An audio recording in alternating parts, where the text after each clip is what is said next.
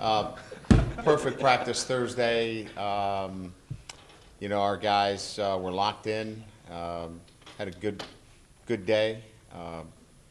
You know, Guys are working hard. Um, Try to get you the best soundbite I can. Just that we were able to make up for the short week by really spreading the practice out. I think I mentioned that on Tuesday. We had a lighter day on Tuesday.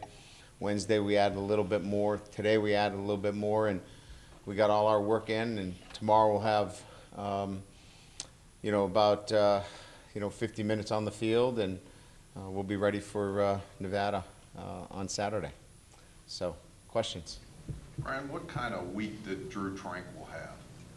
Good week. A big learning experience for him, right? He got a chance to start for the really. Look, he started against Navy, which is a non-traditional offense, and now he was put in a situation where he fully understands what's expected of him, the things that he has to work on, and he's a guy that is very conscientious and is working hard at his craft. People have asked me if the two knee surgeries diminished him physically. What's your take on that? No, I don't think there's any physical limitations. It's the game and learning the game from, he's not just a downhill box safety. He's got to play on the hash. He's got to play in man-to-man coverage. He's got to do more than just roll down and, be flat foot safety making tackles as the extra hat. So there's a little bit more to it. Hunter and Sebastian out? Or? Sebastian was cleared today, so he will play. Torrey Hunter will practice tomorrow, and then we'll be able to make a decision on his status after tomorrow. And how about Jay Hayes? Jay Hayes had a good week of practice. Were there any guys that maybe did play a whole lot or even at all against Texas that you said, hey, I want to see them this week against Nevada? Well, we've got, we were in nickel, obviously quite a bit, and, we want to be in a lot more base. So that, brings in Jay Hayes and Dalen Hayes. That brings in, Tavon Coney. That brings in, guys like Asmar Bilal. So there's four guys right there that you'll see, on the field that got virtually no playing time. Those four guys right there you'll see on the defensive side of the ball. On the offensive side of the ball, you'll see more Corey Holmes because, Torrey hasn't practiced all week, and we won't know his status until after tomorrow. So there's another guy that you'll see a lot of, and probably him and KJ are two guys on the offensive side. They'll be playing X, both those. Yeah, they'll play the X position. That's correct. The chemistry between Kaiser and the guys that have been around, Hunter and Sanders, St. Brown, look good. Boykin, Holmes, Stefferson, maybe not so much. Is that on the young receivers, or how did you interpret some of that lack of chemistry? I don't know if it was particular to them as much as it might have been issues in timing, protection. They've been pretty good in camp. I mean, I'd say of all the guys, they've got a pretty good rapport with Corey Holmes in terms of they know where he's going to be. He's been in the program the longest. Miles at the W is a big-bodied receiver, and so a lot of his routes are less complicated from a passing game standpoint. KJ is probably the one where the most work probably needs to continue to occur. Regardless of Torrey's status, are you looking to keep him out this week from playing? Look, I think in all situations, we want to do what's right for them. If he's cleared, it'll still be his decision to make. So we want to always give our players the opportunity to go through, the fundamentals and the protocol, if you will. and he wants to go through it. And then if he's cleared tomorrow, we'll still make a decision as if he feels ready to play. See, this is still about, even if you're cleared, do you feel ready to play? And that's a decision that has yet to be made. And if Avery are you looking to have him in the rotation, or is Devin? Yeah, going well, to he's start? going to play. He's going to play. I mean, at what level he plays, we'll find out. But he practiced today, and he feels good. I mean, he feels like he's ready to play and wants to play. Will Devin and Drew be the starters? They're scheduled to be the starters right now, yes. Brian, Malik hasn't had a long time to process the decision, but I am curious what you saw from him in practice in terms of demeanor and sharpness and so forth. Yeah, I thought he had really 2 very good days. I thought, Tuesday was light for everybody. And I thought he was fine on Tuesday too, but in particular, Wednesday and Thursday, I thought he was really focused, locked in, and is ready to lead our football team. And that's all I've asked him to be, is ready to lead our team. And he's embraced his preparation. He's embraced his role and what we're asking him to do. And that's all I can ask for. I don't want anything else from him other than to prepare himself to be ready to go in the game and help us win. Brian, running out of the tunnel, what does that mean to you? And for the guys who have never gone through it before, do you say anything to them to help them prepare for that, if anything?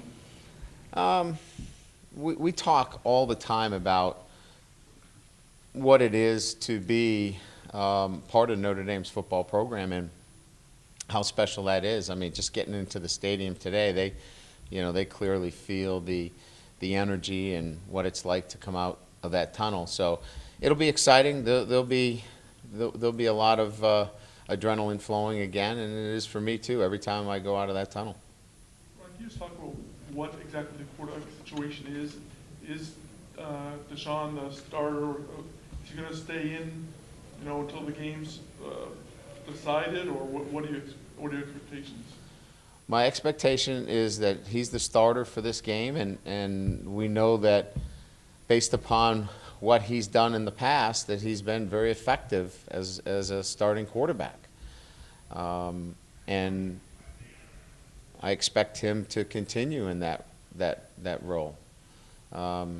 If he's not effective, if he's not what we have known him to be, we got one heck of a good quarterback ready to play.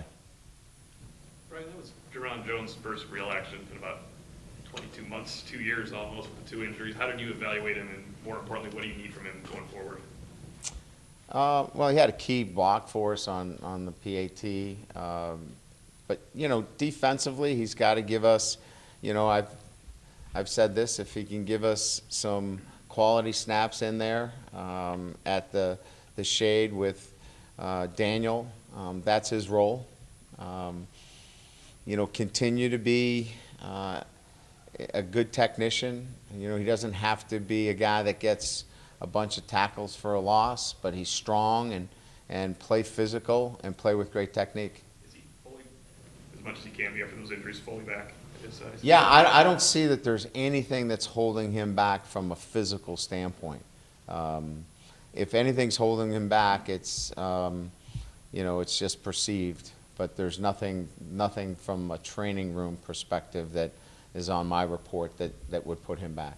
Brian, as you look at the readiness of your team after 3 days of practice, ultimately, do you think that one less day of preparation was the biggest hurdle, or one less day of recovery was the biggest hurdle for these guys, considering the 5 a.m.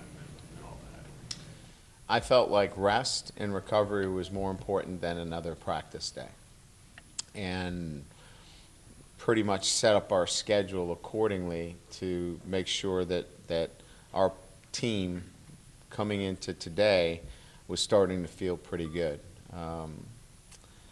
So our Coach Me Plus dashboard, which is filled out every day by our players, is trending in that regard relative to soreness, sleep, though some didn't sleep quite so well in our non-air conditioned dorms last night. But overall, we're getting the sleep, we're getting, the soreness much lower on the scale of 1 to 5.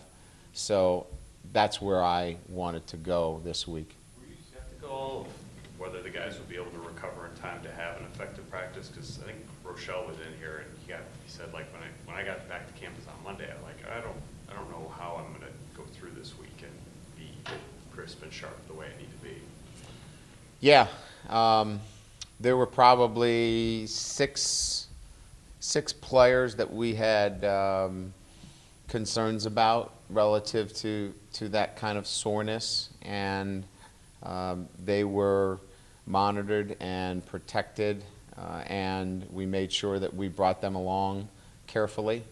And I think if Isaac was sitting in this room right now, I think what he said to me was, "Thank you for Tuesday. I don't know how I would have got here unless we had structured Tuesday the way we did." He said the same. Okay, well, then we got 2 for 2. Brian, no air conditioning? In the dorms? Yeah. Oh, did you think that, Oh, did you think that all the dorms here at Notre Dame, did you forget? How quickly we forget. We had some guys that, it was hot last night and humid, so we had some guys didn't get a lot of sleep last night because it was pretty sticky on campus. Right, with, sometimes people on the outside give up on players real early as a coach. A guy like, Who does that? Not in this room. but a guy like Nick Coleman, how do you kind of work him back and give him another opportunity? And what did you see from him? I like Nick. Nick really was, a young man that got caught in poor techniques. And, we asked him to play a technique, and he didn't trust his own techniques. And so he was clearly on Tuesday was not in a good frame of mind. And I spent some time with him. And look, here's the great thing about Nick Coleman. He's won a state championship. He's a winner. He's got a lot of pride. And, his state was not great on Tuesday, but he was feeling a little bit sorry for himself. And I said, "Look, Nick, this is where you turn it on and compete." And I thought he made a big statement this week in the way he competed and practiced. We've elevated his role in special teams, and can't give up on a guy like Nick Coleman. He's too talented, and he's got too much pride. It's the guys that lack personal pride, guys that are easy to give in. Those are the guys that we should give up on if they're going to give up on themselves. And I try like heck. Those are the guys I try not to recruit. Brian, at what point to become clear? I mean, obviously, Malik must have had a great camp and great practices to get back into the race. At what point did it become clear to you that Deshaun should be the starter, at least? I don't think I've ever had a crystal clear moment other than he was responsible for 6 touchdowns, and he didn't take the first series in the third quarter. So he made a pretty big statement.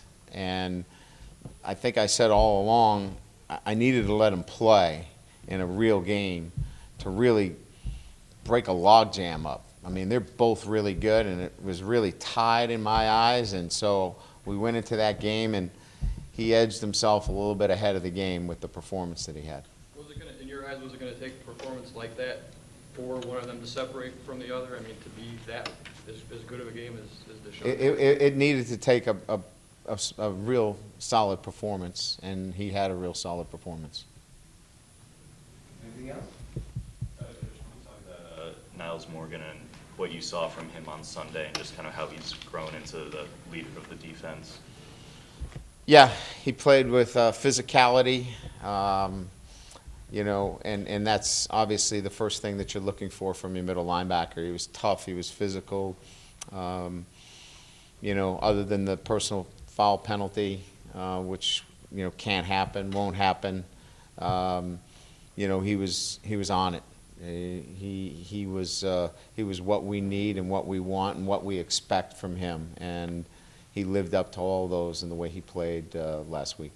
From a mental standpoint, was Oh, was yeah. Was he in the game? Was he lining up the guys in the right Oh, yeah, spot? we were on it, yeah. I mean, it was, obviously, we weren't in a ton of things, but, yeah, there were no issues relative to assignments. Great, thank you. One more on your left. Yes, sir. A couple of questions. First, how do you feel about the most recent incidents involving your team? How do they affect recruiting, maybe from your staff in terms of evaluating players, and the player side, how do they perceive the program? You look, I mean, tell me a kid that hasn't made a mistake, I mean, if I look at it is that we hold our players accountable and responsible, and we'll continue to do that. But we got good kids here, and if they make a mistake, we hold them accountable and responsible. As a father, how do you feel the emotional impact when you have to take any discipline on a player? Again, like any parent, you're different range of emotions, from disappointment to, obviously one of responsibility, all of that.